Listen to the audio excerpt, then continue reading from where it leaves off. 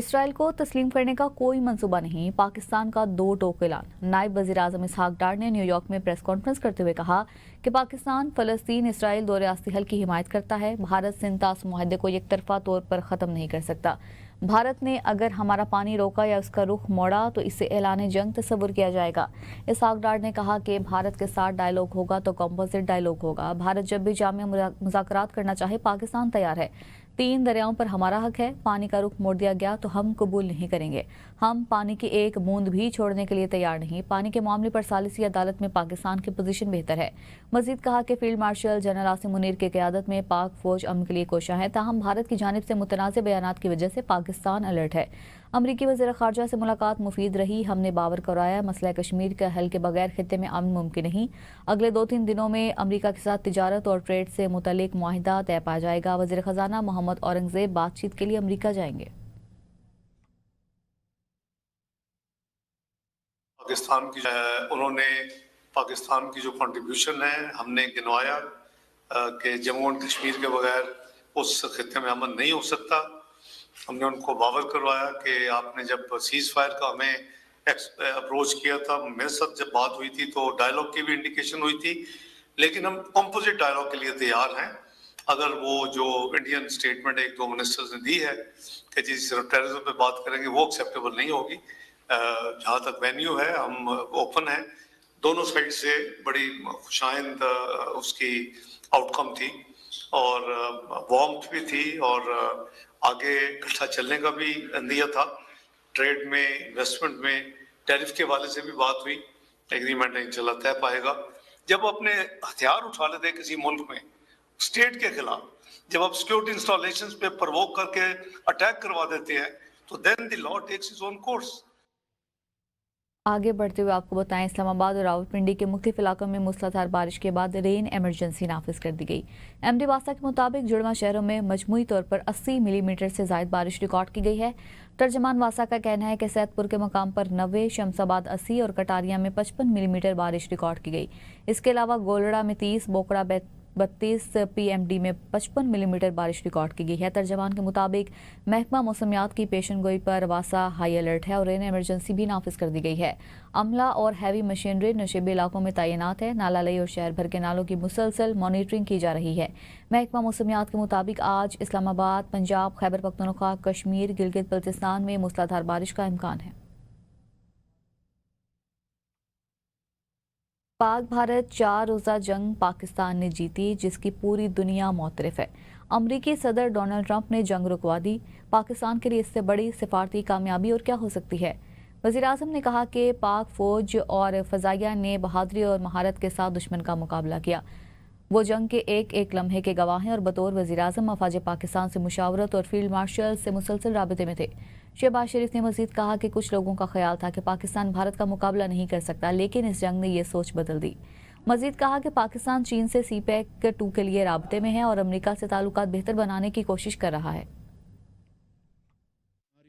जो जंग हुई 4 दिन की, इंतहाई खतरनाक लेकिन इंतहाई कम मुद्दत में ये जंग है जो पाकिस्तान ने अल्लाह ताला के फज़ल व करम से हिंदुस्तान के खिलाफ जीती और पूरी दुनिया इसकी मोतरफ है। पूरी दुनिया इसकी मोतरफ है। मैं एक एक लम्हे का गवाह हूँ ना। मिनट टू मिनट मेरा मशवरा था अफवाज पाकिस्तान के साथ, सेवा सलार फील्ड मार्शल आसिम मुनीर साहब के साथ। वो समझते थे कि पाकिस्तान कन्वेंशनल वॉरफेयर में हिंदुस्तान का कभी मुकाबला नहीं कर सकता। इस जंग ने ये तमाम ख्यालात तब्दील कर दिए। चीन के साथ हमारी जो CPEC 2 के लिए पूरी तरह हमारी उनके साथ कोऑर्डिनेशन है। अमेरिका के साथ हम ताल्लुकात इस्तवार कर रहे हैं।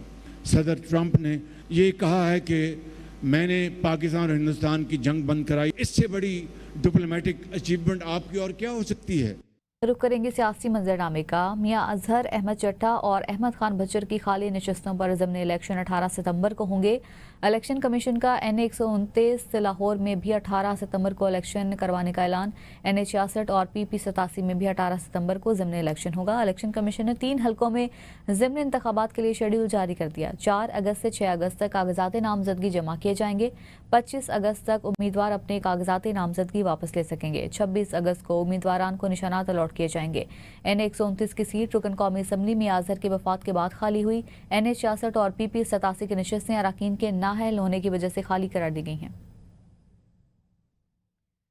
इलेक्शन कमीशन ने हल्का NA-1 चित्राल से रुकन कौमी असम्बली अब्दुल लतीफ चित्राली को नाअहल करार दे दिया। रुकन कौमी असम्बली को आर्टिकल 63(1)H के तहत 9 मई वाकयात में सजा याफ्ता होने पर नाअहल किया गया है।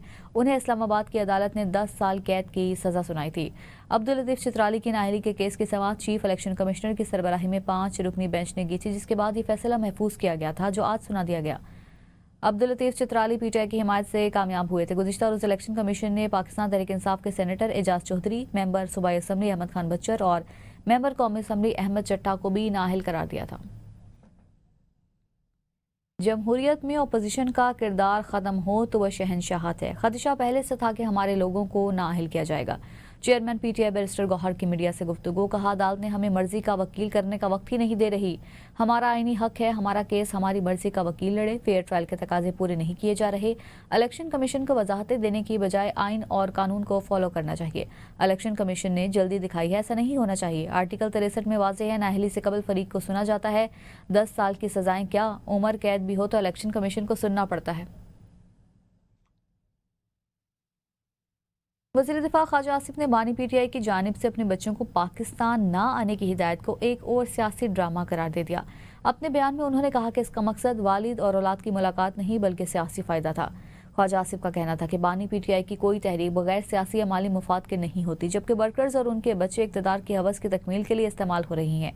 ये मुनाफकत में लिपटी बुज़दिली है। कुर्बानियों के लिए माल औलाद दूसरों की हो, तारीख में इससे बड़ी नौसरबाजी शायद ही किसी ने की हो। बानी PTI ने बच्चों को पाकिस्तान आने से नहीं रोका, खबरें बेबुनियाद हैं। तर्जमान PTI शेख वकास अकरम कहते हैं कि बानी के बच्चे पाकिस्तान जरूर आएंगे, सिर्फ तारीख का तयन बाकी है। बच्चों ने वालिद को इतला दी है, इजाजत नहीं ली। झूठी खबरें फैलाने का कोई फायदा नहीं। PTI का मौक़िफ़ वाज़ेह है। सिलेक्टिव रिपोर्टिंग नामुनासिब, मीडिया प्रोपेगेंडे से गुरेज करें। Welcome back. ब्रेक के बाद आपको बताएं, चीन में 1100 इलेक्ट्रिक बसें तैयार की जा रही हैं। वज़ीर आला पंजाब मरियम नवाज ने अपने एक ट्वीट में ऐलान किया है कि 240 इलेक्ट्रिक बसों का पहला बेड़ा 22 अगस्त को पाकिस्तान पहुंचेगा। इन बसों को सूबे के इन छोटे अजला में रवाना किया जाएगा, जहां माजी में कभी कोई बाकायदा पब्लिक ट्रांसपोर्ट मौजूद नहीं थी। चीन में तैयार की जा रही हैं ये बसें मुकम्मल तौर पर एयर कंडीशन होंगी। हर बस में CCTV कैमरे भी नस्ब होंगे, जबकि व्हील चेयर सार्फिन के लिए खुसूसी बिल्ट इन रैम्प की सहूलत भी दी जाएगी। वज़ीर आला का कहना है कि किराया सिर्फ 20 रुपये रखा गया है, ताकि हर शहरी इस जदीद, आरामदेह और सस्ती सवारी से फ़ायदा उठा सके। इस्लामाबाद की कायद-ए-आज़म यूनिवर्सिटी में हंगामा आराई और तोड़ फोड़ के वाक़े के बाद पुलिस ने कार्रवाई करते हुए 70 तलबा को गिरफ्तार करके थाना सेक्रेटेरिएट मुंतकिल कर दिया। पुलिस के मुताबिक तलबा के खिलाफ मुकदमा यूनिवर्सिटी के chief security officer retired colonel की मुद्दत में दर्ज किया गया है। गिरफ्तारियों के बाद तलबा और उनके वालिदैन की बड़ी तादाद थाने के बाहर जमा हो गई, जबकि पुलिस की जानिब से सिक्योरिटी सख्त कर दी गई। चीनी बहरान पर पार्लिमानी कमेटी में गर्मा गर्म बहस। पब्लिक अकाउंट्स कमेटी ने चीनी की कीमतों में इजाफे और बरामदात पर सवाल उठाए और शुगर मिल्स मालिकान के नाम तलब कर लिए, लेकिन हुकूमत ने नाम देने से गुरेज किया। आमिर डोगर ने कहा कि आसिफ जरदारी, जहांगीर तरीन और शरीफ खानदान के पास सबसे ज़्यादा शुगर मिल्स हैं। सेनेटर अफनानुल्लाह, शाजिया मरी और बिलाल मंदोखेल ने आमिर डोगर पर इल्ज़ामात लगाने और माहौल ख़राब करने का इल्ज़ाम लगाया। चेयरमैन कमेटी ने सब्सिडी और गलत आदाद शुमार पर बरहमी का इजहार किया और वार्निंग दी कि अगर मुकम्मल मालूमात ना दी गई तो तहरीक इस्तेहकाक लाएंगे। सेक्रेटरी फूड ने कहा कि चीनी बरामद से $40 करोड़ कमाए गए और नवंबर तक स्टॉक मौजूद है, लेकिन कमेटी अरकान ने शिकवा किया कि चीनी कभी बरामद और कभी दरामद की जाती है। रियाज पतियाना ने कहा कि चीनी मार्केट से गायब और महंगी हो चुकी है, जिससे कौम को 287 अरब रुपए का नुकसान हुआ। चेयरमैन ने चीनी के खराब होने के वक्त पर भी सवाल उठा दिया, जबकि ख्वाजा शहराज ने कीमतों में इजाफे को डाका करार दिया। पंजाब में चीनी महंगी बेचने वालों के खिलाफ कार्रवाइयां जारी हैं। गुज़िश्ता 24 घंटों में 1342 दुकानदारों के खिलाफ कार्रवाई की गई है। 134 अफराद को गिरफ्तार, जबकि 8 पर मुकदमा दर्ज हुए और 1208 को जुर्माने किए गए। गुज़िश्ता 3 दिनों में मजमूई तौर पर 18,695 दुकानदारों के खिलाफ कार्रवाई हुई, 991 गिरफ्तारियां हुई और 143 मुकदमा दर्ज किए गए हैं। तर्जमान प्राइस कंट्रोल के मुताबिक चीनी की कीमतों में मसनूई इजाफे और किल्लत पैदा करने वालों के गिर्द घेरा तंग कर दिया गया है। District and session court Islamabad ने वज़ीर आला खैबर पख्तूनख्वा अली अमीन गंडापुर के खिलाफ असलहा शराब बरामदगी केस की समाअत का हुक्मनामा जारी कर दिया। जुडिशल मजिस्ट्रेट मुबशर हसन ने 2 सफ़ात पर मुश्तमिल हुक्मनामा जारी किया है। अदालत ने आइंदा समाअत पर भी अली अमीन गंडापुर को ज़ाती हैसियत में तलब कर लिया। तहरीरी हुक्मनामे के मुताबिक अली अमीन गंडापुर के गैर हाजिरी हर अदालत ने कई बार वारंट गिरफ्तारी जारी किए हैं। अदालत मानती है कि सरकारी मसरूफियात के बायस अली अमीन गंडापुर की अदालत पेशी में खलल डालती है। नरमी इख्तियार करते हुए अली अमीन गंडापुर के वारंट गिरफ्तारी और शौकोस नोटिस मनसूख किए जाते हैं। अली अमीन गंडापुर को ट्रायल में तसलसल के साथ हाजिरी देने की हिदायत की जाती है। इससे कबल दरख्वास्त बरियत पर दलाइल अली अमीन गंडापुर की अदम हाजिरी के बायस न हो सकी। दरख्वास्त बरियत पर आइंदा समाअत 31 जुलाई को दलाइल देने के बाद होगी, लेकिन अली अमीन गंडापुर की हाजिरी यकीनी होनी चाहिए। सुप्रीम कोर्ट में बानी तहरीक इंसाफ की 9 मई के मुकदमात में जमानत की अपीलों पर समाअत करने वाला बेंच तब्दील कर दिया गया है। अपीलें 12 अगस्त को सुनी जाएंगी, जिसके लिए नया 3 रुकनी बेंच तश्कील दे दिया गया है। Chief justice Yahya Afridi bench की सरबराही करेंगे। जस्टिस शफी सदीकी और जस्टिस मियां गुल हसन औरंगजेब भी बेंच में शामिल होंगे। सुप्रीम कोर्ट ने वकील सलमान सफदर की जानिब से समाअत मुलतवी करने की दरख्वास्त पर कार्रवाई 12 अगस्त तक मौखर कर दी थी। 9 मई मुकदमात इंसाफ के बजाय सियासी इंतकाम का शिकार हो चुके हैं। कायदे इस पर इख्तलाफ कौमी असम्बली उमर अयूब का चीफ जस्टिस ऑफ पाकिस्तान को खत। कहा, अदालती कार्रवाइयां बदनीयती, जल्दबाजी और दबाव के तहत की जा रही हैं। अपोजिशन लीडर ने चीफ जस्टिस को लिखा, मुल्क में आइन और आलमी कवानीन पामाल हो रही हैं। झूठे मुकदमा, जबरदस्ती एतराफ़ और सियासी इंतकाम की फ़ज़ा अदलिया की साख को तबाह कर रही है।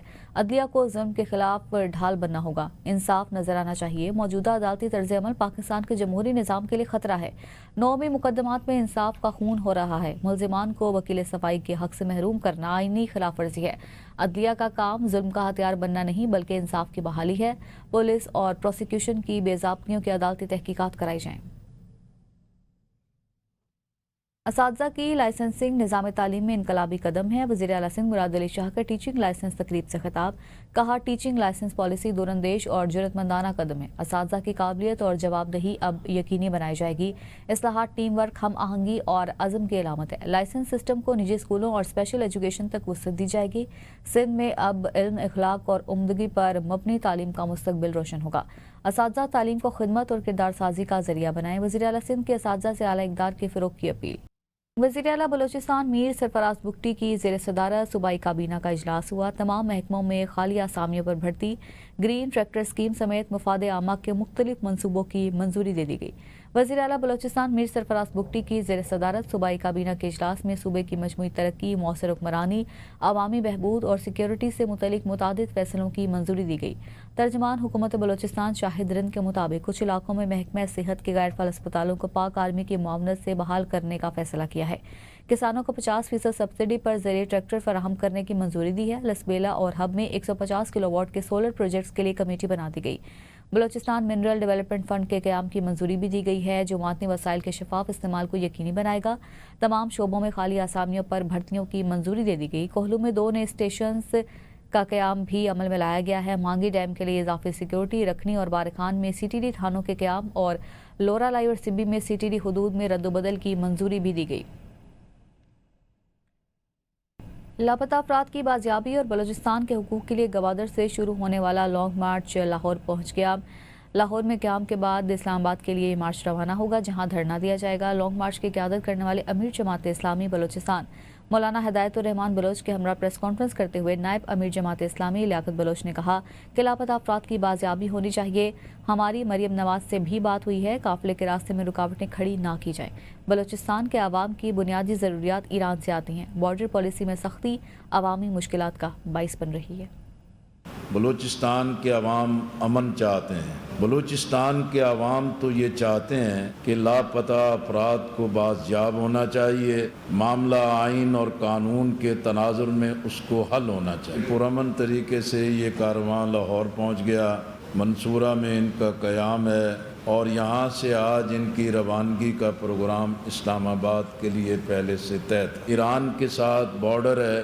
पूरे मकरान डिवीज़न में तो अशियाए ज़रूरियात हैं वो वहाँ से आती हैं और इस बॉर्डर ट्रेड पर पाबंदियाँ आयद कर देना, और जब आवाम देख रहे हों कि आम आदमी के लिए, नौजवानों के लिए ये तजारत की सहूलत तो मौजूद नहीं है।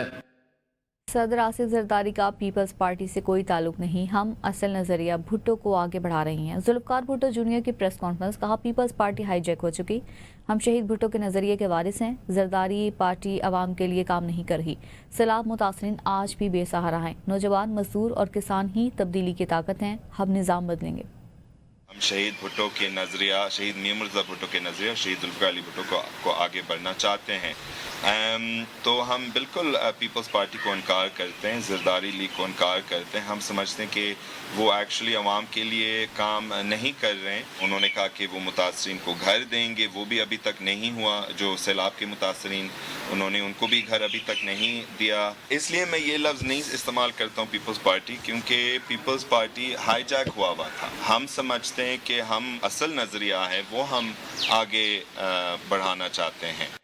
न्यूज़ बुलेटिन से अब तक के लिए इतना ही। कुछ देर बाद हाजिर होंगे हेडलाइंस के साथ। आप देखते रहिए ABN न्यूज़।